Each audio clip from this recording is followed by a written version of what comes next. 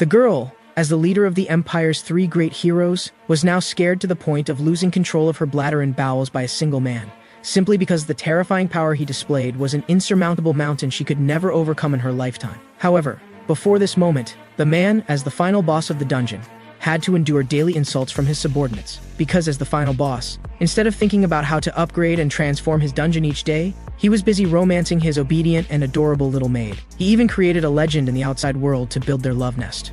Whoever conquers this dungeon will ascend to the throne and become the supreme deity. Once this news spread, countless adventurers flocked to the dungeon. This time, the Empire's strongest warrior Byrne led 108 legendary adventurers with the sole purpose of completely conquering the dungeon. But the moment they stepped inside, their team was instantly reduced to fewer than 40 people. Although Byrne appeared calm and composed at this moment, just thinking about the battle scene from earlier made his very soul shiver with dread. But as the leader of the team, he had to hold his head high and lead his trusting subordinates forward. After walking for a long time, they came to an ancient and heavy door. Based on their rich adventurer experience, they could tell at a glance that this was the end of the dungeon, the final boss's chamber. Just as the rumors had described, mountains of gold and silver treasures were displayed here, along with the throne that all adventurers dreamed of, the seat that would make them gods. However, at that moment, the dungeon suddenly began to shake violently. The sudden situation made Byrne's heart tremble, but he quickly calmed down and methodically commanded his subordinates to adjust their formation, placing swordsmen and knights at the front,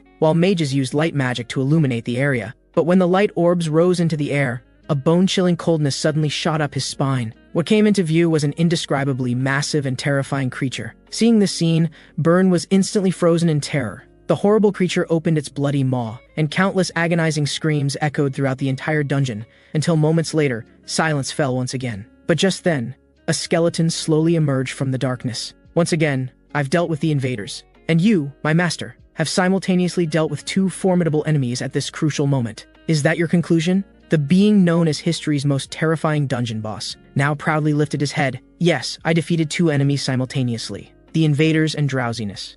So, the boss said sheepishly, can you withdraw and let me rest? Hearing this, the skeleton immediately flew into a rage. As the final boss of the dungeon, not only do you sleep when enemies invade, you even yawn in front of them. Do you think this is acceptable? Your attitude is seriously problematic. The skeleton was somewhat frantic at this point, shouting loudly to the side. Renee, say something, don't just stand there motionless like a doll. At this moment, a white-haired girl slowly emerged from the shadows.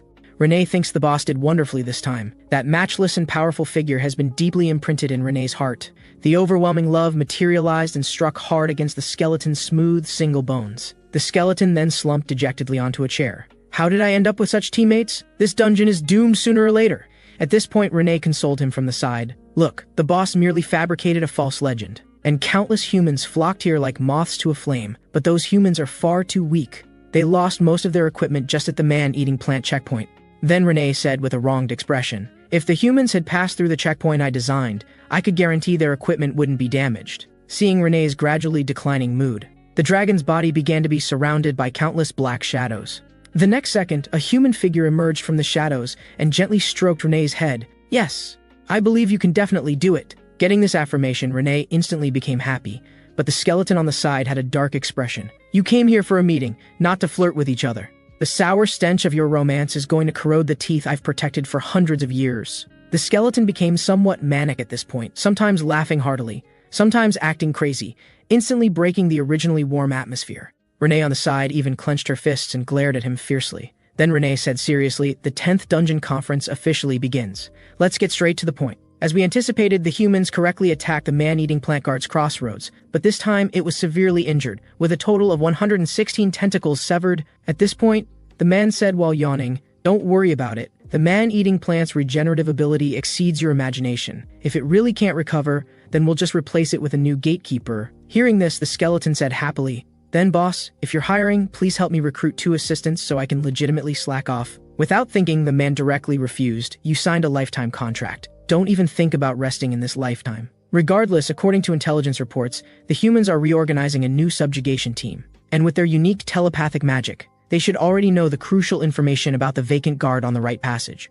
Since that's the case, we can't just sit and wait. From now on, you'll switch guarding positions. Renee, you'll take over the man-eating plant's position. When they discover Renee has switched to the right door, they'll definitely head to the left door, allowing us to ambush the humans unexpectedly. Hearing this, Renee immediately showed an adoring expression. This is truly a perfect plan. At this point, the skeleton raised a question. But what if they go through the middle door? This single sentence immediately plunged all three into a terrible silence. The man wiped away the nervous sweat from his forehead and said with full confidence, "When that time comes, I'll guard the middle door myself. Since the guarding matter has been resolved, there's one last thing left. How should we handle the sword that the strongest warrior brought? This sword is ranked 14th among the 36 masterpieces recognized by humans, capable of easily cutting through even the hardest obsidian." Hearing this, the man showed little interest. The treasury already has many such weapons. Even the weapon in Renee's hand is one of those 36 masterpieces. Seeing the skeleton staring intently at the sword, the man said directly, "If you want it, just take it." As soon as he finished speaking, the skeleton was stunned in place. The draft he had prepared for so long couldn't be uttered. The man spoke again at this moment. "Since you've gotten the sword, now tear up that resignation letter you've hidden under your ribs. If you still want to quit, I don't mind sticking the sword in your head. Finally, now it's time for our favorite loot distribution phase. Just like before, we'll use the equipment we don't need to lure humans, and sell the remaining valuable equipment for money. However, this time the plan has changed slightly. I'll go to the human world to conduct the transactions myself." As soon as he said this, the other two were shocked and alarmed. Under their continuous persuasion, the man had to abandon his previous idea and agreed to change the person going out to Renee, but with one condition: she must bring back delicious food. After deciding on the right candidate, Renee set off on her journey to the Empire to trade gems. She soon found a trading post, but after inspection, the owner refused to purchase them. Hearing this, Renee was immediately filled with killing intent. The owner lowered his massive body and took out a lustrous blue gem. "This is our store's treasure, but at most it's only a B-rank gem. However, any gem in your bag is an SSS rank gem far superior to sapphires. According to Imperial law, only two places can trade such gems, either the location of high-ranking mages from the Mage Tower, or the location of the royal mages serving the royal family. But this place is too far from the capital, so we can only choose to go to the Mage Tower." Hearing this, Renee felt frustrated, because the Mage Tower was full of cunning and treacherous bastards. But if it was for Master Swallow, then Renee would do anything. Subsequently, Renee came to the nearest Mage Tower. After stating her purpose to the guard, she was led to a small room on the top floor. But when the arrogant mage saw Renee's plain clothing, she showed undisguised disdain without any restraint. Renee pulled down her hood, not wanting to cause trouble, and directly poured out the magic gems from her bag. Looking at the crystal-clear gems scattered before her eyes, Amir's heart was already stirred up like a stormy sea. She eagerly grasped them in her hands. These are all top SSS-ranked gems. The girl before her became increasingly mysterious in Amir's eyes. What kind of identity did she have? When Amir saw the white hair revealed under the hood, her heart suddenly jumped. Among the Empire's 8 great families, one family's distinctive feature was gorgeous silver white hair. Could she be the young lady from that family who ran away from home with gems? Thinking of this, Amir couldn't help but reveal a sly smile. Then this child must be inexperienced in worldly matters. She immediately said, "I apologize for my earlier rudeness. We're willing to purchase these gems at 80 gold coins each." Hearing this, a bone-chilling killing intent rose from behind Renee. "Human, if you still want to make such jokes, you will die." The sudden change in attitude seemed to frighten this high-ranking mage. It appeared this young lady wasn't as naive as she had imagined. To appease Renee, she had to offer a reasonable price. "Currently, the guild doesn't have enough funds to buy all the gems. We're willing to trade on the base of 2,000 gold coins. Plus, complete this transaction through bartering." She then led Renee to the treasury. Among the dazzling array of rare treasures, Renee immediately set her sights on it. This was a heart-shaped gem called Crimson Love. It could help you find your ideal lover. You just needed to inject magic power into it in front of your beloved, and you would obtain undying love. Hearing this, Renee's eyes immediately lit up. "I want this one." But Amir picked up the gem and said slowly, "This gem is extremely precious, worth far more than your remaining gems." But the next second, Amir's expression changed drastically. "Why do you have one of the 36 masterpiece weapons?" Renee made up her mind and said, "I'll trade all the gold coins from the previous transaction and this weapon in my hand for this gem." Renee then left the Mage Tower with satisfaction. But what she didn't know was that this gem nearly razed the entire dungeon to the ground, because it contained the most terrifying demon sealed within. The moment she injected magic power, she would certainly die. However, Amir said indifferently, "This was originally a mutually agreeable and equal trade, and you don't need to worry. When the demon is released, the girl and the person she likes will die together." Meanwhile, in one of the 7 evil dungeon castles, a graceful woman wielded the tool in her hand. Renee's gorgeous silver hair fell to the ground, with a snipping sound. "I'm really sorry for always coming to trouble you. What's there to be embarrassed about? It's perfectly normal for neighbors to help each other." The one helping Renee cut her hair was Elizabeth, the final boss of Trite Castle. Looking at Renee's blushing little face, Elizabeth couldn't help but tease this petite and adorable loli. "Sometimes I'm really jealous of your smooth skin that could break at a touch, and your eternally youthful appearance." Hearing this, Renee said, "Sister Elizabeth also looks very young." Elizabeth lifted the white cloth. "That's because you don't know how much blood I've used to maintain my skin." Then Renee asked somewhat shyly, "Sister Elizabeth, how do you think I look now?" Hearing this, Elizabeth pressed close to her back.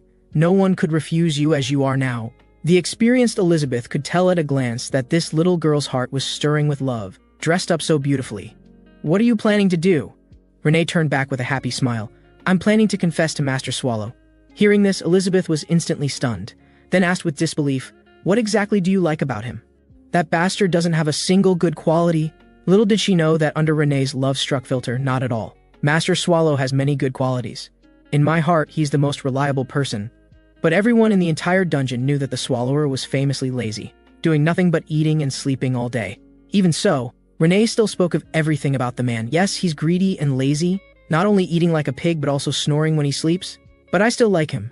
Seeing the determination in the girl's eyes, Elizabeth stepped forward and patted her shoulder, sending Renee sincere blessings. "If that man rejects you, come to your sister." Hearing this, Renee gripped the gem in her hand tightly. "I will definitely succeed." Meanwhile, far away in the Empire, a man said heavily according to intelligence reports, "The assault team led by legendary warrior Byrne has been completely annihilated." But the councilman beside him simply didn't believe it, slamming the table and rising angrily. "This is absolutely impossible. Didn't they just report a week ago that they easily broke through the gatekeeper, and no bodies have been found? The powerful Byrne could never have died at the hands of monsters." The conference room instantly became noisy, with only the leader feeling heavy-hearted, because he knew Byrne had been out of contact with them for 2 whole days. He was absolutely certain that everyone in the assault team had perished miserably at the hands of monsters. More importantly, one of the 36 masterpieces, the Divine Sword, had gone missing in this battle. After losing contact, they deduced that the Divine Sword must have fallen into the primordial core. But if even someone as strong as Byrne had failed to conquer it, and if they failed again, they would definitely be executed on the spot by the Empire. After struggling with his thoughts for a moment, Ford finally made his decision. They would no longer launch attacks on the primordial core. This was a dungeon they could not defeat. But just then, a sinister voice came from the distance. "I don't think so, Lord Ford." Looking toward the source of the voice, everyone was suddenly shocked. Why were people from the Royal Magic Association here? They were the assassination organization under the Emperor's command called the Third Eye, specializing in handling the Empire's dirty work. "You've caused the Emperor to lose a great warrior and lost one of the Emperor's precious 36 masterpieces in the enemy's lair. You should atone with your deaths, but I still have mercy. After all, if you die, who will handle the dungeon assault team affairs? So I've brought you a chance to live." But even Byrne failed. Hearing this, an extremely cold smile appeared on his face. "We'll send the stronger Niflheim." Hearing this, a councilman asked in confusion, "Isn't that a defective failure?" "Please watch your language, it's not a failure." Then why couldn't Byrne and his assault team make it out of the primordial core alive? Was it because they were weak or careless? Neither. It's because they lacked a key factor, something even Byrne couldn't possess. And Niflheim, he has it. This time we will surely succeed. At this moment, the man was lazily sprawled on the ground. Although he knew this wasn't right, powerful drowsiness was constantly eroding him. But thinking that if he didn't complete his patrol mission, a certain skeleton would come charging over to scold him. So after wriggling like a worm for a moment, he finally got up from the ground in a peculiar posture. His task was to patrol the rooms invaded by humans and check the damage.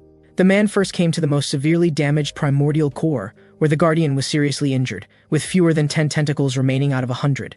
The severe injuries were beyond even his ability to help. He could only wait for the wounds to slowly heal themselves. Next, he went to room 5. Although the Guardian there was covered in wounds, unlike the Guardian of the primordial core, it was very fortunate. Without the man's intervention, as long as it could continuously consume nutrients, its limbs could regenerate rapidly. The man then leaped up, preparing to check the next rooms, but suddenly paused, remembering that the first 4 rooms had been completely destroyed and he had already finished checking the primordial core and the foul path. "I've done quite well for myself. The rest can wait for later." Thinking this, the man happily returned to his room to sleep. But the next second, a hidden weapon suddenly flashed behind him, grazing past the man's head and embedding itself in the distant wall. Instantly, the man prepared for battle, with bone-chilling black shadows swirling around him, his eyes filled with terrifying killing intent. "Foolish human, if you dare take one step forward, I will make you pay a terrible price." But unexpectedly, the black shadow not only stepped forward boldly, but also wielded a sharp dagger and attacked the man. But the next second, the man withdrew his previous fierce posture and kept comforting the little lowly whose tears wouldn't stop flowing. "Oh, it's you, Renee. Sorry. Did I scare you just now?" The little lowly also said apologetically, "I'm sorry, Master Swallow. I thought weak humans had invaded the dungeon." Hearing this, the man broke out in a cold sweat. I almost went to meet my great-great-grandmother. Then, looking at the gorgeously dressed little loli, Renee, you look really beautiful today. Hearing this, the little loli was overjoyed. You actually noticed. Master Swallow, thank you for the compliment. I'm very happy.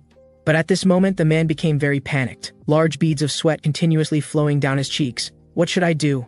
Renee isn't here to resign today, is she? If she leaves, what will happen to the dungeon? But then the little loli's next words made the man even more nervous. Master Swallow, can Renee talk to you privately? The little loli then led the swallower to a room she had carefully prepared. At this moment, the swallower appeared calm on the surface, but was panicking inside. Even his hand holding the tea was trembling. Please don't let it be a resignation letter. Please don't let it be a resignation letter. Master Swallow, do you remember? Today is the 80th anniversary of when you adopted me. Hearing this, the man fell into memories. I remember very clearly. 80 years ago, humans organized massive assault teams to clear dungeons. A full 1,000 dungeons were destroyed. During that time, Renee was even given the title Bloody Queen by humans. You really worked hard. How is your right eye lately? Hearing the swallower's concern about her injury, Renee happily gripped the corner of her clothes. It's almost completely healed. These 80 years have been the happiest days of my life. Of course, these have also been the happiest days for me. At this moment, the man suddenly realized, the happiest days? Could it be that Renee really is here to submit a resignation letter? So, Master Swallow, as the little loli called the man's name, the man was now panicking and didn't know what to do. Master Swallow, I like you. At this moment, the little loli poured out all the love she had buried for 80 years. She had waited too long for this moment. The sudden confession left the man somewhat at a loss, but his swaying tail betrayed his joyful heart. Renee, I've received your feelings. But we're always in life-threatening situations, and no one knows when we might get injured or die. I don't want to accept your love only to see you or me spend the rest of our lives in loneliness. Although Renee had prepared herself for rejection, she couldn't hold back anymore. She took out the crimson gem and kicked away the carefully arranged table. Renee began to become somewhat crazy. Even if I have to use despicable means, I will have Master Swallow. She then began injecting magic power into the gem in her hand. Subsequently, the swallower's pupils lost focus. But the next second, eerie black shadows filled the entire room, and bone-piercing killing intent permeated the entire dungeon. Do you want to kill me, Renee? Hearing these words, the little loli became at a loss. She didn't understand why Master Swallow had suddenly changed so drastically. Intense fear caused the gem to fall to the ground, shattering into countless pieces. At that moment, an eerie black figure emerged from the gem, emitting a piercing and terrifying sound. The entire dungeon was then shrouded in darkness. It wasn't until 2.5 days later that the skeleton said, "Boss, you're really amazing. Not only do you drive away humans, but you've also driven away your most capable subordinate." He then broke into a tirade against the swallower. I really can't imagine that you would be unable to distinguish between friend and foe, attacking a petite and adorable little loli so ruthlessly. Hearing this, the man shamefully covered his face and asked the skeleton what to do. You should be grateful that I'm not even asking for a raise, and you're still asking me how to solve this? But this isn't entirely your fault. This gem has the ability to bewitch minds, and for carbon-based lifeforms, it's a maliciously deadly catalyst. But that's still no excuse for your wrongdoing. Hearing this, the man wanted to argue back. So do you need me to help you remember? I rushed back to the dungeon from 800 miles away, only to see you wielding sharp claws at Renee. At that moment, the swallower's eyes were filled with killing intent, his entire body emanating a terrifying and frightening aura. The skeleton quickly came before the boss, but he could tell at a glance that something was wrong with the man. This is clearly mental interference from psychic magic. Seeing this, the skeleton quickly told Renee to leave the area. But at this moment, the little loli was completely mentally unstable, her eyes filled with tears of terror. No matter how much the skeleton called out, it was useless. To prevent Renee from interfering with him, he used the back of his blade to instantly knock the little loli 10 meters away. He then faced the completely demonized swallower alone. After exerting tremendous effort, he finally managed to calm the boss down. Although the skeleton exaggerated the facts of the battle, he indeed played a crucial role. So, my boss, do you remember now? At this moment, the swallower shamefully lowered his head and apologized to the skeleton. As long as you know you were wrong, I can understand why you went crazy. After all, it's related to your past. The swallower then asked, should I bring Renee back? Why are you stating the obvious? That's because I thought you would say no. That's because you don't know how important Renee is to the dungeon. First, the little loli is responsible for all the food in the dungeon. Second, dungeon repairs, healing monsters, and even creating traps are all done by the little loli. If we lose her, the entire dungeon will be out of operation. So you must, before the next human attack, become her boyfriend, marry her, whatever it takes to bring her back. The skeleton then took out something. Take this. It will help you search better. It can help stabilize your magic power and effectively maintain your human form. Boss, you just need to know one thing, it's extremely expensive. Even paying me a year's salary wouldn't be enough to compensate for it. The man said confidently, "Don't worry, I will definitely bring it back intact." Before leaving, the skeleton reminded him, "You must return to the dungeon within 5 days. The human assault team will arrive soon. During your absence, I can support you for at most 5 days. If humans reach the throne, you know what terrible things will happen." The man then conjured a handsome coat. "Don't worry, I will definitely bring Renee back within 5 days." After watching the boss leave, the skeleton finally dared to pull out the newspaper he had hidden under his ribs. The little loli traded one of the 36 masterpiece weapons for that gem, which nearly caused her death. If the boss knew about this, he would definitely go on a killing spree in the human world. That would be more terrifying than the apocalypse. Fortunately, he wisely resolved this matter. Now let me read the newspaper to relax. But the next second, the skeleton froze in place, then became extremely shocked. The newspaper clearly stated, "The second human assault team will attack the primordial core within 3 days." Recalling his confident words just moments ago, "I can guarantee the dungeon will be safe for 5 days." This meant he would have to face the human army alone for 2 days, possibly even transforming into the dungeon's final boss. Thinking of this, even the skeleton's skull cracked. And at this moment, the Swallower was leisurely taking a nap, unaware that danger was approaching once again. One stands above the 7 demon kings as the strongest boss. The other is the most ancient supreme being worshipped by countless gods and demons. When the world's 2 strongest beings collide, what kind of heaven-destroying disaster will erupt? At this moment, the demon king Mel, sitting proudly on the throne, was surrounded by terrifying killing intent. For insignificant ants to set foot on the top of the demon tower, I never stint on rewards. I shall grant you the honor of death. But a mocking smile appeared at the corner of the man's mouth. As he stepped forward, "I will pull you down from the throne you don't deserve and make my name known across this continent. So before you die, you'd better remember who sent you to hell." The extremely arrogant words completely enraged Demon King Mel. As Mel rose from the throne, instantly tremendous magic power filled the entire demon tower. The mark representing supreme bloodline emerged from her pupils. "Remember my name. I am Mel, the 17th heir of Demon King Azba, and the last shadow descendant in the world." The battle was about to begin. The hero gripped his sword and launched the first attack against Mel, but their carefully prepared ultimate weapon was nothing under Mel's staff, instantly destroyed. Seeing that the first round of physical attacks was ineffective, the hero quickly commanded the 9-star Grand Mages to cast magic. But how could Mel give them a chance to catch their breath? As soon as she finished speaking, Mel controlled flames to bypass the hero's figure.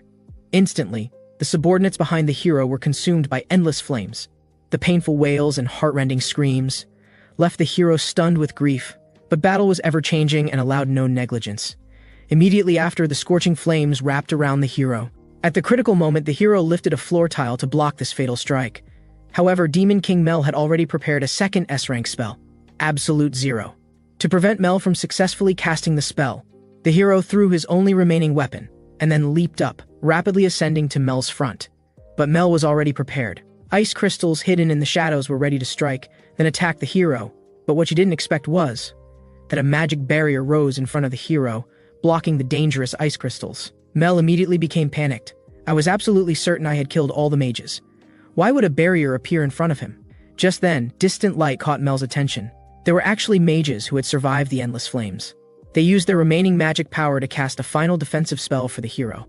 Helplessly, Mel had to give up and interrupt her spell casting, gathering all her magic power at her fingertips, and then attacking the hero's sword. Just as the 2 sides were about to collide, the ceiling suddenly echoed with violent impacts, then crashed down hard on both Mel and the hero.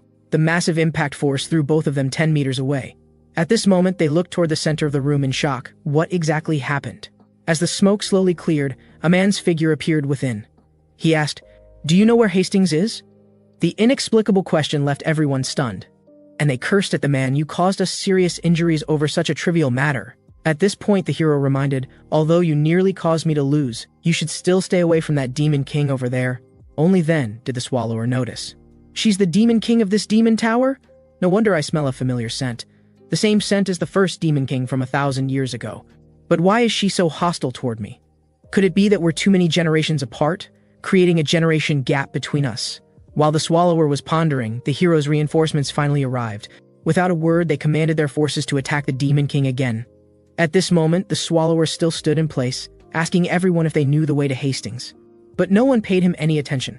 The only response was the clash of magic and weapons, along with constantly falling building debris. This made the swallower increasingly irritated. Is it really so hard to just ask for directions? He then looked toward the sky. Should I go somewhere else to ask for directions? But just then, an assault squad quietly surrounded the swallower.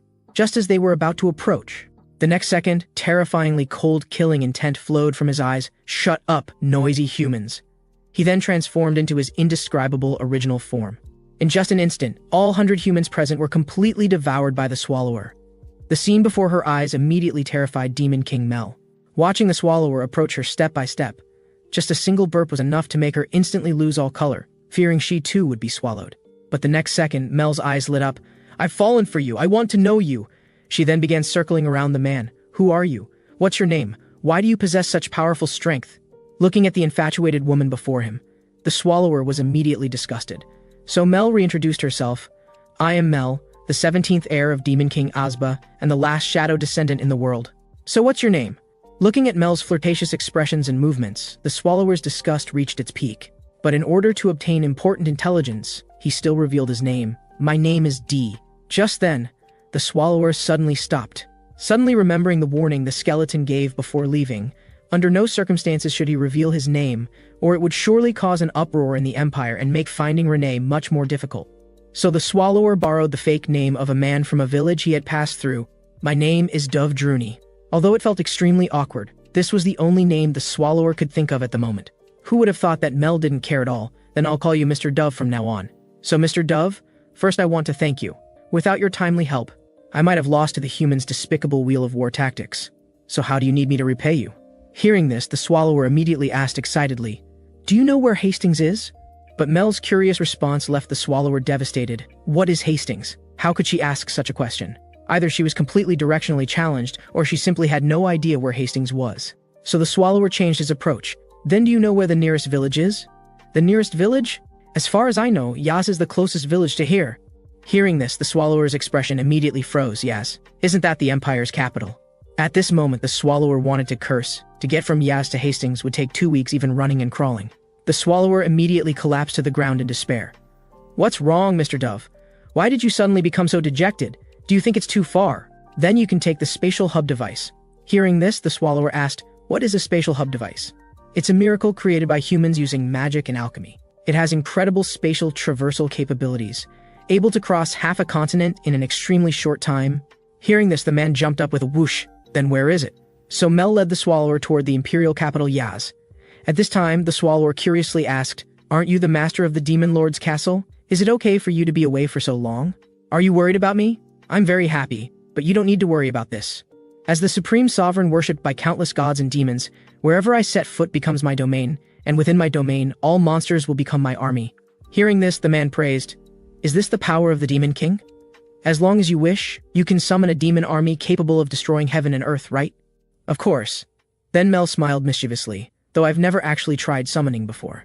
Immediately after, Mel declared confidently, My father could do it effortlessly, so I can too. And there's a reason I can't summon. The moment I took over as Demon King, not only was the Demon Lord's castle damaged by half, but there were fewer than 100 monsters with combat capabilities. This is mainly because of the poor geographical location. Easy to defend but hard to attack, so no humans are willing to organize assault teams to attack, and no monsters are willing to come apply for jobs. Then Mel stood on the street and shouted, I believe that with my powerful strength, I'll soon get through this difficult period and become the most powerful Demon King in the world.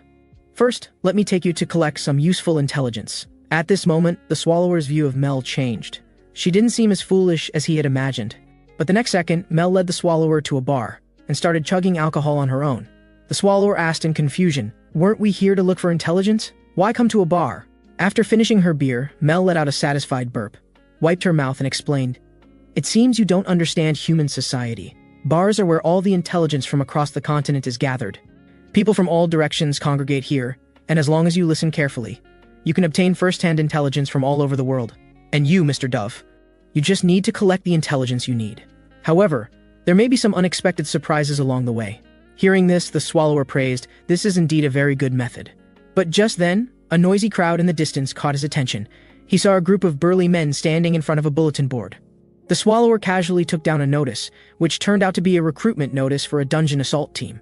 This was another method of gathering intelligence. Relatively speaking, the intelligence here was more reliable and accurate, and it is updated in real time. But humans were still so blind and greedy, like moths flocking to flames in groups. But this was good for them. However, it was precisely this statement that exposed the man's identity. What do you mean by us? Could it be that you're also a demon from the dungeon? Although I found it strange from the beginning, if you were an ordinary demon, you couldn't possibly have the freedom to leave the tower. So who exactly are you? Faced with Mel's persistent questioning, the Swallower could only awkwardly change the subject. Fortunately, Mel didn't continue pressing and temporarily let the Swallower off the hook. At this time, the title of a document caught the man's attention. This was precisely the dungeon he was guarding. But the good news was that the assault team roster was empty. Seeing the Swallower staring up motionlessly for so long, Mel also excitedly wanted to look together. Unable to withstand Mel's persistent pestering, the Swallower had to tear down the document and move it in front of her. Are you also interested in the primordial core? How do you know about this dungeon? Mel said with an excited expression. Of course. This is the pinnacle existence among the 7 great evil dungeons, the target that all demons dream of.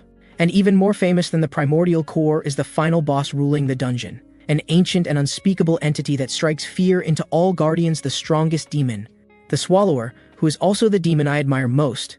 Hearing this, the Swallower immediately made a decision. He absolutely could not let her know his true identity. However, the real reason Mel liked him was because she wanted to become stronger. She didn't want to be just a dungeon manager. She wanted to use her powerful strength and charismatic personality to attract more like-minded demons to become her subordinates. Looking at the spirited Mel, the Swallower couldn't help but feel a trace of nostalgia. Once upon a time, he too was full of passion like Mel. Back then, he led an unstoppable, powerful army, capable of flattening half the continent. He even lived and studied with humans to learn all the world's knowledge, giving his all for them, but in the end discovered that none of it had any meaning. So later, he became indifferent to almost everything. Then he had found his life's goal, to eat well and be lazy. During the time the Swallower was reminiscing, Mel had already drunk herself unconscious. Helplessly, the Swallower had to carry Mel and get a room to rest for the night. But just as he was about to leave, the intelligence he had just checked was replaced, and the new intelligence read, led by Nephilim with 31 seconds rank adventurers, they will reassault the primordial core within 72 hours. Early the next morning, under the gentle sun, Mel slowly got up. I can't remember what happened yesterday. Do you know, Mr. Dove? But the next second, the Swallower was so shocked he became incoherent, then panicked and fell to the ground. Only after hearing a familiar voice did the Swallower confirm that the person before him was indeed Mel. But why have you become so short? Just like a little winter melon. Hearing this, Mel immediately launched a fierce Pegasus meteor fist at the Swallower in shame and anger. So did you become younger? What happened to make you so small? As Mel explained while swinging her fists, I didn't become younger. With that said, Mel's punches became even more fierce. To prevent humans from looking down on me, I display my second form. And what appears before you now is my first form. The Swallower, beaten black and blue, suddenly understood. So this is your true form? At this time, Mel asked in confusion, what happened to your face? Did you sneak out to eat midnight snacks without calling me and got your comeuppance this morning? The Swallower immediately felt enormous pressure. How did I end up with such a stupid teammate? Meanwhile, outside the Earl's mansion in Hastings, the Third Eye led troops to this location, forcibly seizing the assault rights to the dungeon's primordial core. According to regulations, B rank and above dungeons must obtain consent from the Lord of the governing territory. But now the royal family had directly issued a decree, stripping Duke Fuddle of all rights, and he had no power to refuse. However, Fuddle had no confidence in this assault team because he had never heard of Nephilim's name. What was the royal family planning? If they angered the controller of the primordial core, Hastings would face a catastrophic disaster. This will be unbearable for anyone. He had to prepare a backup plan just in case. At this time, Fuddle suddenly remembered the nearby mage tower. Recently, through a large amount of magic stones of unknown origin, their strength had improved rapidly. Although having them challenge the primordial core was absolutely impossible. What if the rumors were true? If the gatekeeper was defeated, the only monster left in the primordial core would be the Swallower. So Fuddle hesitated no more, and immediately drafted an agreement in his name. As long as the mage tower conquered the primordial core, he could cede half of Hastings' territorial ownership rights. Meanwhile, the Swallower and the miniaturized Mel were searching the streets for the spatial hub device. In front of a large gate, the Swallower stopped and asked a soldier where the spatial hub device was. The soldier said to just keep walking straight inside. This is the outermost layer of the imperial capital. You just need to cross 3 more cities to get there. Hearing this, the Swallower asked again, about how long will that take? After pondering in his mind, the soldier replied, on foot, it would take about a week. As soon as he finished speaking, both Mel and the Swallower's mouths dropped open. The Swallower was even more panicked beyond compare. Forget about finding Renee. By this time, the skeleton would have already run home with his sword. At this time, Mel whispered, How about we secretly use flight magic to fly over? Hearing this, the Swallower whispered back, if we use magic for an extended time, we'll be captured by humans as monsters. Just then, a balding old man came over to interrupt them. You seem to have encountered some trouble. I can help you. Let me introduce myself first. I'm a coachman belonging to the Heaven Organization. And behind me is an alchemical creation, the 4th generation Heaven transportation device. Although it's an obsolete model, don't underestimate it. It only takes 3 hours, at most 4 hours, to reach the central district. So how much does it cost? Hearing this, the old man said happily, for first-time riders, I'll give you a huge discount. Only 8 gold coins. 8 gold coins? That was equivalent to 800 silver coins. Last night's lodging only cost 8 silver coins. This was 100 times more expensive than accommodation. Helplessly, the Swallower began frantically searching his pockets. Suddenly, he heard a crisp sound. Taking it out to look, this was precisely the letter the skeleton had left for the Swallower. One day you'll thank me, boss, along with shining gold coins beneath the envelope. Then the two embarked on the journey to the central district. But upon arrival, they were told they couldn't use the spatial hub device. A man said apologetically, I'm very sorry, sir. To ensure the auction house's safety, please come back to ride at 8 o'clock tonight.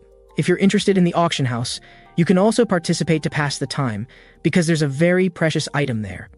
A weapon that's one of the 36 masterpieces. Looking at the picture, the Swallower felt it looked familiar. Isn't this the weapon Renee uses? Let me ask, is this weapon curved, and can it transform into a large blade with a swoosh?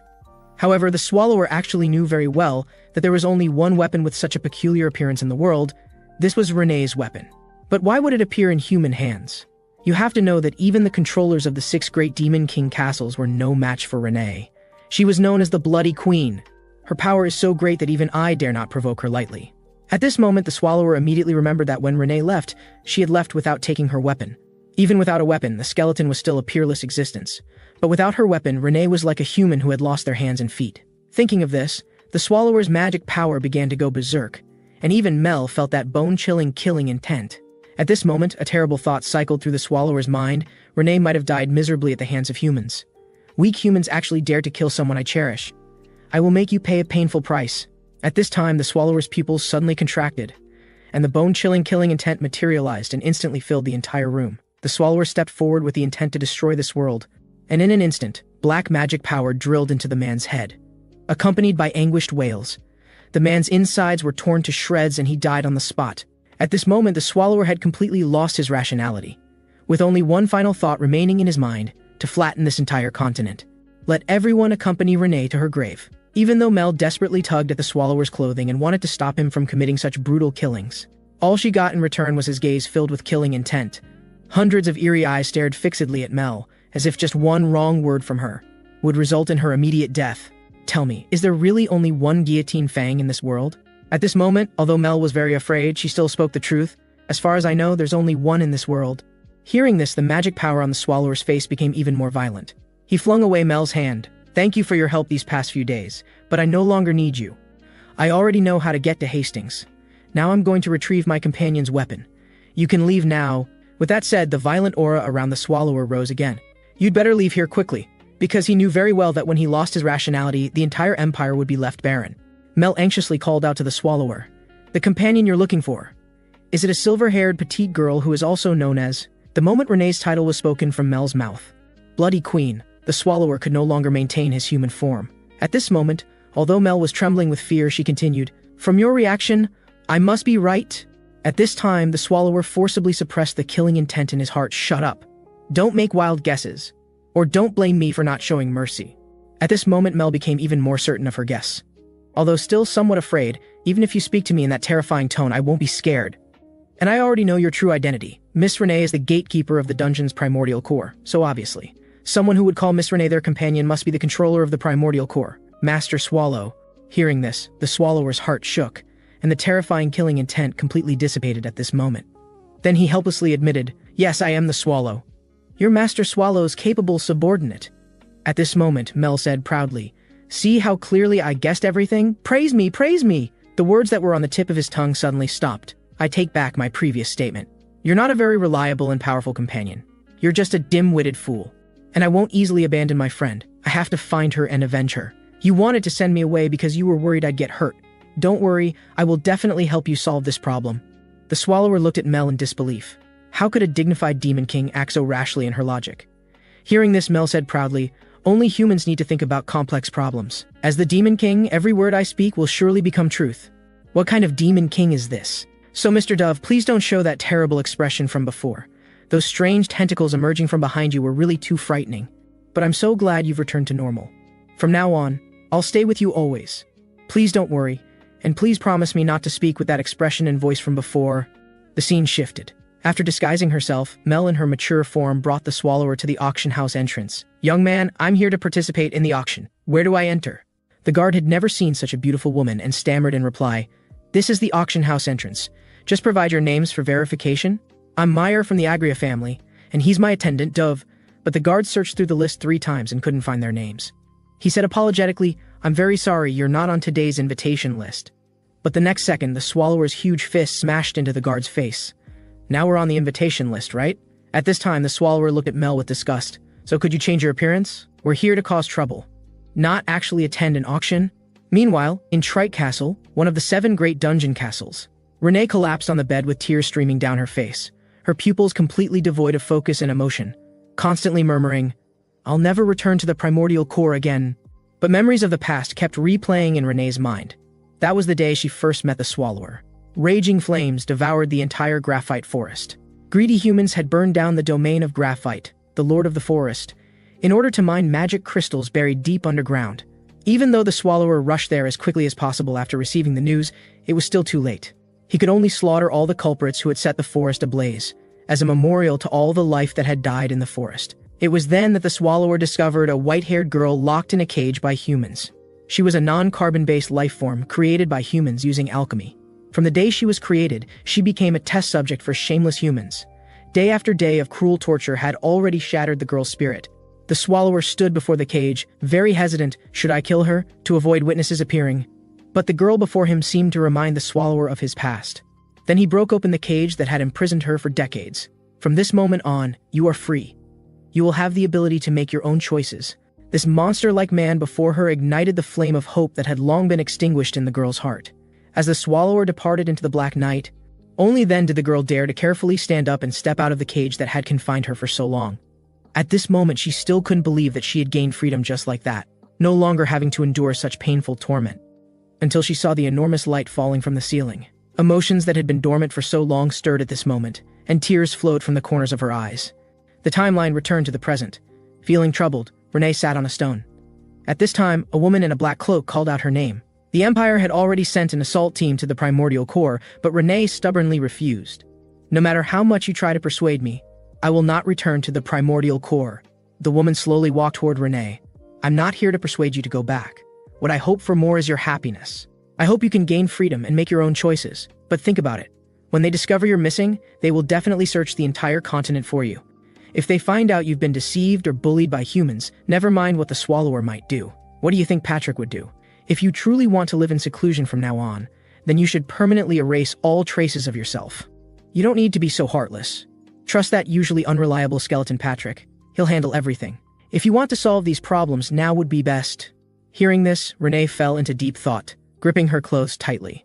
Then she suddenly stood up. "I want to go for a walk. Do you really not need me to accompany you? You look a bit awful right now." "I'm very well, thank you for your concern. Do you know where I put my blade?" Meanwhile, the Swallower pressed the auction house manager firmly against the wall. "I'll ask you one more time. Where exactly did Guillotine Fang come from?" "It was given to me by the Mage Tower wizards in Hastings. I really don't know anything else." "So Renee must be in Hastings. The Mage Tower? Don't worry, I'll spare you as agreed." Watching the two gradually walk away, the blonde guard finally dared to curse quietly. "I'm just a small guard. What did I do wrong to deserve this treatment? I definitely need to talk to my boss about quitting." But the next second, the Swallower instantly appeared before the man. "Yes, you certainly didn't do anything wrong. But your only mistake was appearing before me. When you attack my territory, you call this behavior slaughter or sport. Do you feel guilty about stepping on an ant? No, you don't. That's exactly why I'm the same, because we are mortal enemies." At this moment, the room was filled with anguished screams. Meanwhile, the auction had reached its climax, with everyone going crazy over the 36 masterpieces.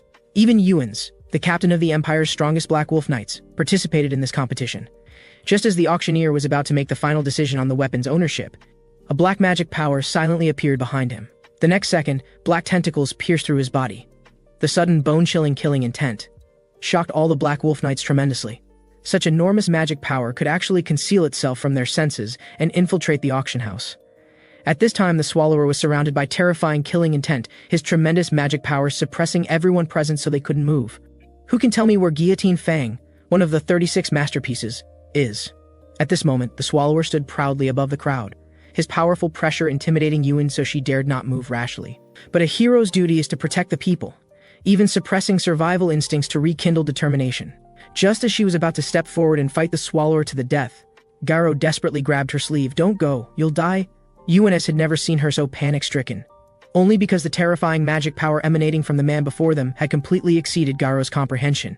The tremendous magic power was as deep and bottomless as the ocean. The Swallower looked coldly at the frightened crowd, then walked straight to the weapon. At first, he wasn't certain, but at this moment, the powerful aura clinging to the weapon that wouldn't fade was indeed from the maid Renee. This meant Renee might really have died at human hands. But the people present seemed not to understand the situation.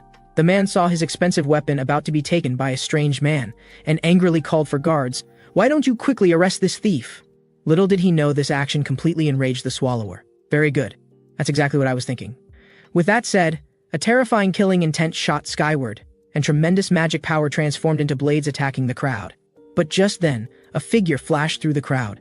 The Swallower sensed a powerful magic force approaching him. He saw Yuan's wielding an icy iron fist. "Do you think you can harm them?" Accompanied by the sharp sound of cutting through air, Yuan's rapidly descended. The swift attack was easily dodged by the Swallower. Unable to dwell on her shock, Yuan's quickly retreated to a safe distance. At this moment, she was very clear that one wrong step would cost her life. However, the Swallower had already seen through her weakness. As long as he shattered those icy gauntlets, she would be just an ordinary human. But while the Swallower was thinking, powerful magic gathered in Yuan's fist, and the fierce pressure even made the air produce crackling sounds. "I don't care what kind of monster you are or where you came from, daring to cause trouble on the Empire's territory, I'll make sure you never return." With that said, the pressure-filled punch instantly struck. The Swallower reached out to block it, but the moment they made contact, the Swallower immediately sensed trouble. The power of this punch exceeded his imagination. In his human form, he simply couldn't block this strike. In a violent explosion, the Swallower was heavily embedded into a 10-meter-thick wall. At this moment, Yuan's muscles bulged all over her body, and the sturdy weapon in her hand began to crack inch by inch, unable to withstand this powerful strike. Before Yuan's could celebrate, black magic power surged from the smoke. The scene before her caused tremendous shock in Yuan's heart. This was her strongest attack. Most dungeon bosses would be completely annihilated by this strike, not even leaving a trace of dust. But the man before her had only lost one arm, and under the continuous reinforcement of black magic power, the damaged arm began to continuously recover. At this moment, Yuan's felt extremely regretful. Thinking there would be no danger within the Empire, she had brought a replica of the Apocalypse gauntlets, which should have been able to withstand at most 3 such powerful attacks, but now it was completely destroyed after just one attack. At this time, Yuan's determined one thing: the danger level of the man before her had far exceeded that of ordinary dungeon bosses. We haven't even figured out his most basic abilities. At this moment, the Swallower's lips curved into a mocking laugh that echoed through the room. "I apologize to you. You're the first person who could push me to this extent, but unfortunately the pleasant game time is over." The next second, the Swallower transformed into a black shadow and pounced toward the hero. Yuan's was so frightened at this moment that she couldn't move. "Am I going to die?" Just then, a shout from the distance awakened her. "Hold on, Yuan's, I'm coming!" Garo tore open the scroll in her hand. In an instant, explosive lightning gathered in her hand. Only the sound of thunder that shook heaven and earth was heard, then quickly returned to calm. The noble and gorgeous auction house became dilapidated, leaving only the figures of the Swallower and Mel. Mel asked with concern, "Is your right hand really okay?" "Don't worry. I could do 1,000 push-ups right now without a problem." But what surprised me was that the attack just now shouldn't have been within human capabilities. If it had hit my heart, the consequences would have been unimaginable. My human form would be instantly destroyed, revealing my true form with a bang. If Patrick knew about this, I'd definitely get a thorough scolding. Thinking of this, the Swallower couldn't help but shiver. But what concerned him more was that while he was busy dealing with the blue-haired woman and got distracted, that woman not only transferred all the humans to safety, but at the critical moment simultaneously cast defensive magic and teleportation magic on both himself and the blue-haired woman. I haven't been this excited in a long time. I hope the next time we meet you can still surprise me, accompanied by a violent impact. Yuan's fell onto the street, the powerful impact even creating a large crater. Everyone quickly and carefully helped her up, but wounds all over her body made even the slightest movement extremely painful. Suddenly, a familiar voice rang in her ear. It was Garo, her face showing the joy of surviving a disaster. Thank goodness, Garo, you made it out alive too. So shouldn't you thank me properly? If I had been one step later, I'd already be on my way to a funeral. Just as Yuines was about to express her gratitude, she suddenly stopped, tears uncontrollably flowing from her eyes. Because blood had soaked through half of Garo's sleeve. At this moment, her right arm was completely gone. Don't make such a big fuss. I'm not dead. At this moment, Yuins could no longer hold back, tears streaming down as she kept apologizing to Garo. I'm sorry, I'm so sorry. If it weren't for me. Just then, Garo shouted sternly, pull yourself together! As the Empire's hero, do you want people to laugh at you for crying? Losing just one arm means we made a huge profit. Do you know who our opponent was? He was the controller of the primordial core, the Swallower. Hearing this, Yuines' heart shook violently. She said in disbelief, how is that possible? Why would he leave the dungeon and come here? Although I don't know why either, one thing is certain. He is the final boss of the dungeon, the Swallower. The shoes on his feet are relics of the late hero Burn, filled with his magic power. This means the situation has reached an irreversible point, potentially leading to the Empire's destruction. Hearing this, Yuan said anxiously, if he really is the Swallower, then we should go stop him even more. Besides, on human territory, we have an absolute advantage. Seeing Yuan's becoming increasingly panicked, Garo grabbed her trembling shoulders. Calm down. This isn't something we can solve alone. We have absolutely no chance of winning right now. We need to quickly request aid from the Dungeon Alliance headquarters and report this news to the royal family. I'll go alone. What you need to do is heal your wounds and recover to optimal condition. After casting healing magic on Yuins, Garo took to the skies alone to report to the Empire. Meanwhile, the Swallower had been thinking all night at the auction house. Should he go eliminate those two dangerous individuals, or head to Hastings to find Renee? Mel watched the Swallower pacing in circles, wondering if he had developed split personality disorder. At this moment, the Swallower also made his final decision. First find Renee, at least locate her remains. Then he called for Mel to leave this place. But Mel stopped him with a worried expression. He immediately saw something was wrong with Mel. After holding it in for 2.5 minutes, Mel still couldn't say what was bothering her, until finally she couldn't hold back anymore. Who the hell are you anyway? But the reason was actually because she discovered the Swallower was getting stronger and stronger, even exceeding her expectations. Mel understood Renee's powerful combat abilities very well, but the Swallower seemed even stronger than Renee. She desperately wanted to get this answer from the Swallower's mouth, to hear that name that haunted her dreams. But the Swallower gave her a flick on the forehead. So you made me worry so much over this little thing? I will always be your Mr. Dove, whether in the past or future. I am who I am, and I will never change. I'll make a promise with you. When everything settles down, I will tell you the entire truth. Hearing this, Mel nodded happily. Then the Swallower said, now let those insects see how formidable you are. The next second, Mel transformed into the Demon King Mel who struck terror into humans. Black magic power shot skyward from the very center of the Imperial capital. In an instant, half the Imperial capital was reduced to rubble. Wails echoed throughout the streets. At this moment, Yuins looked at everything before her in disbelief. The explosion was coming from the direction of the auction house. They had actually committed such inhumane acts in the capital. Just as she was about to get up and head to the auction site, Garo's voice echoed in her mind, telling her to wait for her return. Self-blame, hatred, helplessness, and that damn survival instinct instantly overwhelmed her. However, at that moment, a small pair of hands grasped hers. Sister, do you know where Daddy went? Yuins clenched her fist tightly, then shouted loudly, drawing everyone's attention. Everyone, don't worry. I will resolve all of this. Because I am the Empire's hero, Yuins. This time, I will definitely defeat that monster. At this time, Niflheim had already led his troops to the primordial core. But as soon as he stepped inside, he sensed something was wrong. Unlike Room 1, which was littered with corpses, this place was completely empty, clean as if someone had deliberately cleared it. Not just him. Everyone present felt uneasy. As far as they knew, the team led by Byrne had no habit of cleaning up monster corpses. Soon, Niflheim thought of the monster. He immediately turned around and shouted sternly, "Stop your boring tricks, you damn monster! Come out now!" As soon as the words left his mouth, a pair of crimson eyes slowly emerged from the shadows in the distance. How heartbreaking. I cleared the obstacles for you, yet you still insult me. Seeing this, Niflheim quickly ordered the mages to cast illumination spells. As the light orb rose into the air, Skeleton King Patrick sat proudly on a stone block. Welcome to the primordial core. At this moment, Niflheim's heart was already in turmoil. He was less than 10 meters from the skeleton, yet still couldn't sense any aura from him. More importantly, all the carefully prepared plans had now come to naught. No one had anticipated that the Skeleton King, who was supposed to be guarding the left passage, would now appear on the right. Faced with this sudden change, Niflheim decided to strike first. In an instant, a flash of blade light passed by. There was only a bang sound, but the swift strike couldn't break through Patrick's defense. Really now, can't you at least let me catch my breath? As soon as he finished speaking, a massive wave turned to ice crystals appeared behind Niflheim. Both figures were instantly engulfed. Swift and bone-chilling sword shadows forced the skeleton to retreat step by step. As the final attack arrived, Patrick's greatsword was knocked away behind him. This completely exceeded his expectations. It seems he's not an ordinary human. When he looked again, countless magic circles surrounded Nephilim. At this moment, Nephilim had reached the strongest state of his life. Time to say goodbye, Skeleton King Patrick. The Skeleton King instantly understood his intention. By drastically increasing his strength and speed, he would deliver a fatal blow. But this came with an extreme cost. It could only last 10 seconds. But the next second, weakness swept through Patrick's entire body, and he collapsed to the ground. Nephilim stepped on his back. Say that again. Who did you say you were going to send home? Unexpectedly, Patrick's head rotated 360 degrees. I never thought I'd be cornered by magic. I should have eliminated that mage first. Without him, you're all nothing. At these words, Nephilim instantly flew into a rage, stomping Patrick hard into the dirt. Then he raised his sword. Die, monster! But the next second, Patrick extended his right hand and easily caught the sword, laughing uncontrollably. Sorry, I really couldn't hold it in. I've been so bored these past few years. I was putting on quite a performance to match your level. Alright, I've had enough fun. As soon as he finished speaking, there was a cry of anguish, and all humans except Nephilim were instantly killed. At this moment, he was so frightened he collapsed to the ground.